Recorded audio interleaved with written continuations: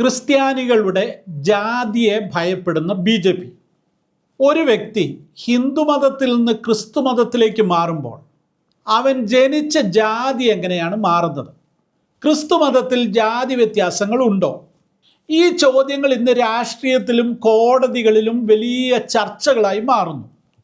ഈ വിഷയത്തിൽ BJPയും മറ്റ് ഹിന്ദു സംഘടനകളും എടുക്കുന്ന നിലപാടുകൾ എന്താണ്? എന്തുകൊണ്ടാണ് അവർ ക്രിസ്ത്യാനികളുടെ ജാതിയെ ഇത്രയധികം ഭയപ്പെടുന്നത്? നമുക്ക് വിശദമായൊന്ന് പരിശോധിക്കാം. നമ്മുടെ രാജ്യത്ത് ജാതിയും രാഷ്ട്രീയവും തമ്മിലുള്ള ബന്ധം വളരെ സങ്കീർണമാണ്. അത് മതപരമായ കാര്യങ്ങളിലേക്ക് വരുമ്പോൾ കൂടുതൽ തീവ്രമായി മാറും. ഇപ്പോൾ കർണാടകയിൽ നടക്കുന്ന ജാതി സർവേ ഇതിൻ്റെ ഏറ്റവും പുതിയൊരു ഉദാഹരണമാണ്.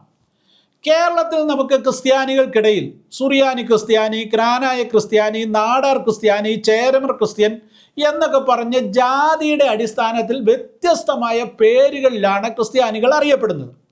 അതുപോലെ തന്നെ കർണാടക സംസ്ഥാനത്തും ക്രിസ്ത്യാനികളെ ജാതി അടിസ്ഥാനത്തിൽ തന്നെയാണ് അറിയപ്പെടുന്നത്. ബ്രാഹ്മണ ക്രിസ്ത്യാനികളുണ്ട്, കുറുമ്പ ക്രിസ്ത്യാനികളുണ്ട്, ഇങ്ങനെ പല പേരുകളിൽ അറിയപ്പെടുന്നു. അപ്പം സർവേയിലും ഈ പേരുകളൊക്കെ ഉൾപ്പെടുത്തിയത് വലിയ വിവാദത്തിനാണ് തിരികൊളുത്തിയിരിക്കുന്നത്.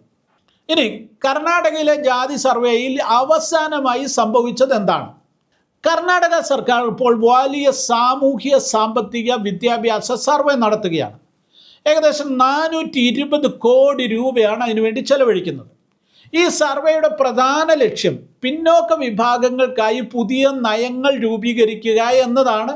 ഇതാണ് ലക്ഷ്യമായി പറയുന്നത്. ഈ സർവേയുടെ കഥ ഇവിടെയല്ല തുടങ്ങുന്നത്, 2015 അന്നും ഇന്നത്തെ മുഖ്യമന്ത്രി സിദ്ധരാമയ്യ തന്നെയായിരുന്നു മുഖ്യമന്ത്രി. ആ ഗവൺമെൻറ്റും ഇതേ ലക്ഷ്യത്തോടെ ഒരു സർവേ നടത്തി. ഏകദേശം 160 കോടി രൂപയാണ് അതിനുവേണ്ടി ചെലവാക്കിയത്. എന്നാൽ അതിൻ്റെ റിപ്പോർട്ട് പുറത്തു വിടുവാൻ കർണാടകയിലെ പ്രബല സമുദായങ്ങളായ ലിംഗായത്തുകളും ഒക്കലിംഗരും സമ്മതിച്ചില്ല. എന്താണ് അതിന് കാരണമെന്ന് അന്വേഷിക്കുമ്പോൾ ആ സർവേയുടെ ചില ഭാഗങ്ങൾ അത് പുറത്തു വരുന്നതിന് മുൻപേ ചോർന്നു. ആ വിവരങ്ങൾ അനുസരിച്ച് ഈ രണ്ട് സമുദായങ്ങളുടെ ജനസംഖ്യ അവർ അവകാശപ്പെടുന്നതിനേക്കാൾ വളരെ കുറവാണെന്ന് കണ്ടെത്തിയിരുന്നു. ഇത് അവരുടെ രാഷ്ട്രീയ സ്വാധീനത്തിനും വിലപേശലിനും വലിയ ഭീഷണിയാണെന്ന് അവർ ഭയന്നു. അതുകൊണ്ടാണ് അവർ ആ റിപ്പോർട്ടിനെ തന്നെ തള്ളിക്കളയണമെന്ന് പറഞ്ഞ് വലിയ പ്രശ്നം സൃഷ്ടിച്ചത്. അങ്ങനെ ആ റിപ്പോർട്ട് തള്ളിക്കളഞ്ഞ ശേഷമാണ് ഇപ്പോൾ 2025 സിദ്ധരാമയ്യ സർക്കാർ പുതിയൊരു സർവേ ആരംഭിക്കുന്നത്. 2015 ജാതി കണക്കെടുപ്പിനെ എതിർത്ത അതേ സമുദായങ്ങൾ തന്നെയാണ് ഇന്നും എതിർപ്പുമായി രംഗത്ത് വരുന്നത്.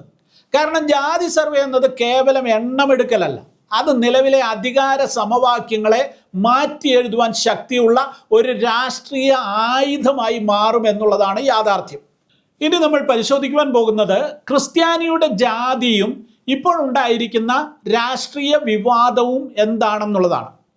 പുതിയ സർവേയിലെ ഏറ്റവും വലിയ വിവാദമായി മാറിയത് ക്രിസ്ത്യൻ ഉപജാതികളെക്കുറിച്ചായിരുന്നു. അതായത് നേരത്തെ പറഞ്ഞതുപോലെ ബ്രാഹ്മണ Christian, Vokkaliga Christian, Kurumba Christian എന്നുള്ള പേരുകൾ സർവേയുടെ പട്ടികയിൽ ഉൾപ്പെടുത്തിയതായിരുന്നു പ്രശ്നങ്ങളുടെ തുടക്കം. കമ്മീഷൻ ചെയർമാൻ മധുസൂദൻ നായിക്ക് വ്യക്തമാക്കിയത് ഈ പേരുകൾ ഇപ്പോൾ പുതുതായി ഉണ്ടാക്കിയതല്ല, 2015 സർവേയിലും ഇത് ഉണ്ടായിരുന്നു എന്നാണ്. അന്ന് നടന്ന സർവേയിൽ ഏകദേശം 4 ലക്ഷത്തോളം ക്രിസ്ത്യാനികൾ, അതായത് വിവിധ ഹൈന്ദവ വിഭാഗങ്ങളിൽ നിന്ന് ക്രിസ്തുമതം സ്വീകരിച്ച ആളുകൾ തങ്ങളുടെ ജാതിയുടെ അടിസ്ഥാനത്തിൽ തങ്ങളുടെ ഐഡന്റിറ്റി വെളിപ്പെടുത്തിയിരുന്നു എന്നും അദ്ദേഹം പറയുന്നു. സത്യത്തിൽ ഈ ജാതി എന്ന് പറയുന്നത് ഒരു സാമൂഹ്യ യാഥാർത്ഥ്യമാണ്. ഒരു സർവേ നടക്കുമ്പോൾ എന്താണ് സമൂഹത്തിൻ്റെ യഥാർത്ഥ സ്ഥിതി, അത് തന്നെയാണ് സർവേയിൽ വെളിപ്പെടേണ്ടത്. അതിൽ ഒരു വിഭാഗത്തെ മാറ്റി നിർത്തുക, ചിലരുടെ പേരുകൾ ഒഴിവാക്കുക എന്നൊക്കെ പറയുമ്പോൾ ആ സർവേയുടെ അർത്ഥം തന്നെ നഷ്ടപ്പെടുകയാണ് സംഭവിക്കുന്നത്. എന്നാൽ BJPയും മറ്റ് ഹിന്ദു സംഘടനകളും ഈ നീക്കത്തിനെതിരെ ശക്തമായി രംഗത്തെത്തി. കർണാടക BJP അധ്യക്ഷൻ BY വിജേന്ദ്ര ഈ സർവേ ഹിന്ദു സമൂഹത്തെ വിഭജിക്കുവാനുള്ള വലിയൊരു അജണ്ടയാണെന്ന് പ്രഖ്യാപിച്ചു. അതിനേക്കാൾ ഒരു പടി കൂടെ കടന്നാണ് BJP ന്യൂനപക്ഷ മോർച്ചയുടെ പ്രസിഡന്റായ അനിൽ തോമസ് പറഞ്ഞത്.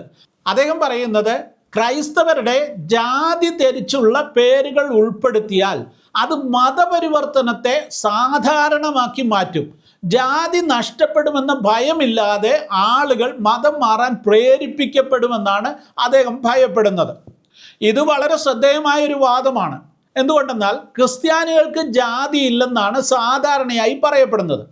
എന്നിട്ടും ഹിന്ദു മതത്തിൽ നിന്നും മതം മാറി വരുന്നവരുടെ ജാതി രേഖപ്പെടുത്തുന്നതിനെ ഇവർ ഇപ്പോൾ ഭയപ്പെടുന്നു. എന്താണ് ഈ ഭയത്തിൻ്റെ അടിസ്ഥാനം? ഈ വിഷയത്തിൽ കോൺഗ്രസിന് പോലും അഭിപ്രായ വ്യത്യാസങ്ങളുണ്ട്. ഉപമുഖ്യമന്ത്രി DK ശിവകുമാർ ഉൾപ്പെടെയുള്ളവർ ക്രിസ്ത്യാനികളെ ഉപജാതി തിരിച്ച് വേർതിരിച്ച് രേഖപ്പെടുത്തുന്നതിനെ ശക്തമായി എതിർത്തു. ഈ പല ഭാഗത്തു നിന്ന് വന്ന സമ്മർദ്ദങ്ങളുടെ എല്ലാം ഫലമായി സിദ്ധരാമയ്യ ഒടുവിൽ വിവാദപരമായ 33 ക്രിസ്ത്യൻ ഉപജാതികളെ താൽക്കാലികമായി സർവേ ആപ്പിൽ നിന്ന് നീക്കം ചെയ്യുവാൻ കമ്മീഷനോട് ആവശ്യപ്പെടുകയും അങ്ങനെ കമ്മീഷൻ അതിന് നിർബന്ധിതരായിരിക്കുകയുമാണ്. ഇനി ജാതിയുടെ ദൈവശാസ്ത്രവും സാമൂഹിക യാഥാർത്ഥ്യവും എന്താണെന്ന് പരിശോധിക്കാം.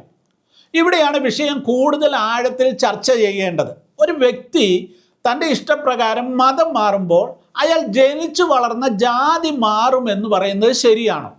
ക്രിസ്തു മതത്തിൻ്റെ അടിസ്ഥാന തത്വം അനുസരിച്ച് ജാതി വിവേചനം ഇല്ല എന്നാണ് പൊതുവെ കരുതപ്പെടുന്നത്. എന്നാൽ ഇന്ത്യയുടെ അടിസ്ഥാന സാമൂഹ്യ സ്ഥിതിയിൽ ജാതി ഒരു യാഥാർത്ഥ്യമാണെന്നുള്ള നഗ്നമായൊരു സത്യം ആരും മറന്നു പോകരുത്. Dalit activist doctor Goldie M. George ഈ വിഷയത്തിൽ ഒരു പ്രധാന വാദം ഉന്നയിക്കുന്നുണ്ട്. അദ്ദേഹം പറയുന്നു, ക്രിസ്തുവിലുള്ള ഐക്യം ക്രിസ്ത്യാനികൾക്കിടയിലുണ്ട്. ദൈവത്തിൻ്റെ മുൻപിൽ ജാതിയില്ല. അതുകൊണ്ടാണ് ഞങ്ങൾ ഒന്നിച്ച് ഒരേ പള്ളിയിൽ ഒന്നിച്ചിരുന്ന് ആരാധിക്കുന്നത്. എന്നാൽ ഞങ്ങൾ ക്രിസ്തീയ വിശ്വാസം സ്വീകരിച്ചു എന്നതുകൊണ്ട് ഞങ്ങൾ തലമുറകളായി ജനിച്ചു വളർന്ന സാമൂഹിക സ്വത്വബോധം ഇല്ലാതെയാകുന്നില്ല. ഇന്ത്യയിൽ മറ്റെന്തിനേക്കാളും അടിസ്ഥാനപരമായ യാഥാർത്ഥ്യമാണ് ജാതി വ്യത്യാസം.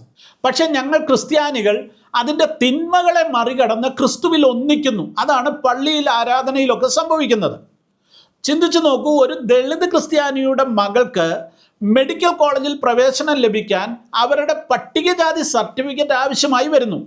ഇത് കാണിക്കുന്നത് മതം മാറിയാലും ജാതി എന്നത് ഒരു വ്യക്തിയുടെ ജീവിതത്തിലെ അവസരങ്ങളെയും സാമൂഹ്യ സ്ഥാനത്തെയും ഒക്കെ സ്വാധീനിക്കുന്ന ഒരു യാഥാർത്ഥ്യമായി നിലനിൽക്കുന്നു എന്നാണല്ലോ. നിയമപരമായി പറഞ്ഞാൽ സുപ്രീം കോടതിയുടെ ചില വിധികൾ അനുസരിച്ച് ക്രിസ്തു മതത്തിലേക്ക് ഒരാൾ മാറിയാൽ ആ വ്യക്തിക്ക് അവരുടെ ജാതി സ്വത്വം നഷ്ടപ്പെടുമെന്നാണ് പറയുന്നത്. പക്ഷേ സാമൂഹ്യ തലത്തിൽ ജാതി വ്യത്യാസം ഗവൺമെൻറ് തന്നെ പിന്തുടരുന്നുമുണ്ട്. ക്രിസ്ത്യൻ സമൂഹത്തിനുള്ളിൽ പോലും ദളിത് ക്രിസ്ത്യാനികൾക്ക് വിവേചനം നേരിടേണ്ടി വരുന്നുണ്ട്. ഇതിനെക്കുറിച്ചൊക്കെ പല പഠനങ്ങളും റിപ്പോർട്ടുകളും പുറത്തു വന്നിട്ടുമുണ്ട്. ചുരുക്കി പറഞ്ഞാൽ നിയമം അതിൻ്റെ ഒരു സൈദ്ധാന്തിക സമത്വം നൽകുന്നു. സാമൂഹിക യാഥാർത്ഥ്യം അസമത്വങ്ങൾ നിലനിർത്തുന്നു. ജാതി എന്നത് കേവലം മതപരമായ ഒരു ലേബലല്ല, മറിച്ച് ഒരു വ്യക്തിയുടെ ജീവിതം രൂപപ്പെടുത്തുന്ന ഒരു യാഥാർത്ഥ്യമാണ്, പ്രത്യേകിച്ച് ഇന്ത്യൻ സാഹചര്യത്തിൽ. ഇനി അവസാനമായി, ക്രിസ്ത്യാനികളുടെ ഉപജാതി പറയാതെ ഒളിച്ചു വെക്കുമ്പോൾ ഈ സമൂഹത്തിൽ നിന്ന് ആരെയാണ് മായ്ച്ചു കളയുവാൻ ശ്രമിക്കുന്നത്? കർണാടകയിലെ ഈ വിവാദം ഒരു ക്രിസ്ത്യാനിയുടെ ജാതിയെക്കുറിച്ചുള്ള കേവലം ഒരു ചർച്ചയല്ല. അത് സാമൂഹിക നീതിയെക്കുറിച്ചും അധികാരത്തെക്കുറിച്ചുമുള്ള ഒരു വലിയ സംവാദമാണ്. രാഷ്ട്രീയ സമ്മർദ്ദങ്ങൾക്ക് വഴങ്ങി ക്രിസ്ത്യൻ ഉപജാതികളെ പട്ടികയിൽ നിന്ന് നീക്കം ചെയ്യുന്നത് ഒരു വലിയ ജനവിഭാഗത്തെ അദൃശ്യരാക്കി മാറ്റാനുള്ള ശ്രമമാണ് നടക്കുന്നത്.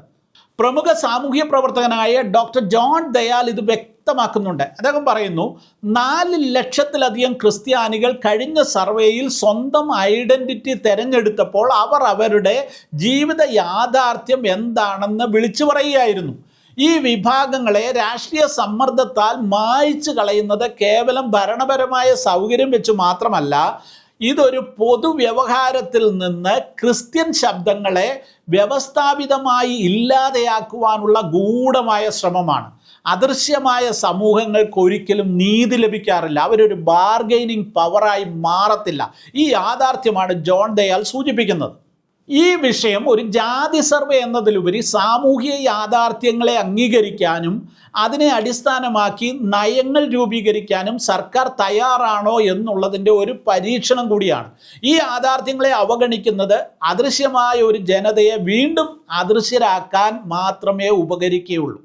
ഈ വീഡിയോ അവസാനിപ്പിക്കുമ്പോൾ ഞാൻ പറയട്ടെ, ഇപ്പോൾ ക്രിസ്ത്യാനികളുടെ ജാതി തിരിച്ചുള്ള കണക്കുകൾ പുറത്തു വരുന്നതിനെ BJPയും സംഘപരിവാരവും ഭയപ്പെടുന്നത് എന്തുകൊണ്ടാണ്? കാരണം അവർ കെട്ടിപ്പൊക്കിയിരിക്കുന്ന വ്യാജമായ കുറേ മതിലുകളുണ്ട്. അത് തകർത്ത് ക്രിസ്തു മതത്തിലേക്ക് വലിയ കുത്തൊഴുക്കുണ്ടാകുമെന്ന് അവർ ഭയപ്പെടുന്നു. അതുകൊണ്ട് അവർ സർവേയും കണക്കുകളും ഒക്കെ മൂടി വയ്ക്കുവാൻ ശ്രമിക്കുകയാണ്. എത്ര കാലം ഇവർക്ക് ഈ കണക്കുകൾ മൂടി വയ്ക്കുവാൻ സാധിക്കും? ഈ വിഷയത്തെക്കുറിച്ച് നിങ്ങളുടെ അഭിപ്രായങ്ങൾ എന്താണ്? താഴെ കമൻറ്റ് ബോക്സിൽ രേഖപ്പെടുത്തുക. ഈ വീഡിയോ ഇഷ്ടപ്പെട്ടെങ്കിൽ ലൈക്ക് ചെയ്യാനും ഷെയർ ചെയ്യാനും മറക്കരുത്. കൂടുതൽ വിവരങ്ങൾക്ക് വേണ്ടി അടുത്ത വീഡിയോയ്ക്ക് വേണ്ടി കാത്തിരിക്കുക.